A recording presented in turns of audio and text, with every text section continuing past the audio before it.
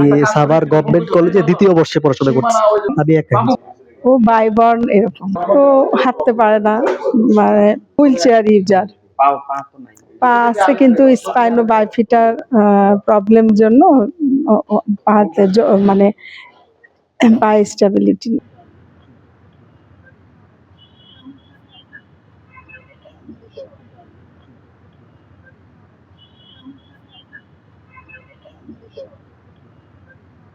খেলাধুলা পড়াশোনা সব ক্ষেত্রে সে তার পাশে থাকে। দোয়া করবেন আল্লাহ যেন ওর দ্বারা দেশের একটা অনেক বড় কিছু বয়ে নিয়ে আসায়।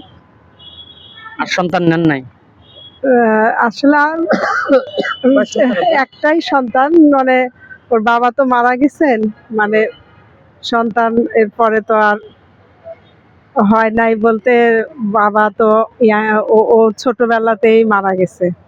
এটাই আপনার অন্ধের যষ্টি, বেঁচে থাকার অবলম্বন। দোয়া করবে। ও তখন ক্লাস 5 কেবল পাশ করলো, এখন এইচএসসি পরীক্ষার্থী।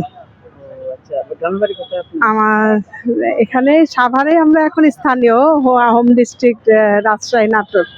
আচ্ছা মা, আপনি কি মনে হয় যে আমার ছেলে একটা এমন, আপনি অন্য কোনো কিছু ভাবনা আসে না এরকম? না না, আল্লাহর অশেষ রহমত যে হয়তো আল্লাহ এরকম ছেলে দেওয়াতেই হয়তো আল্লাহ এরকম পর্যায়ে ওকে মানে একটা অনেক বড় একটা ক্ষেত্রে আল্লাহ নিয়ে যাচ্ছে। আল্লাহ পাকের ইচ্ছা হয়তো এরকম পর্যায়ে থেকে ওর দ্বারা আরো হয়তো জাতির আরো বড় কিছু করা, মানুষ আরো উপকৃত হবে, আল্লাহ একটা বড় পর্যায়ে নিয়ে যাবে, এটাই আমার আশা।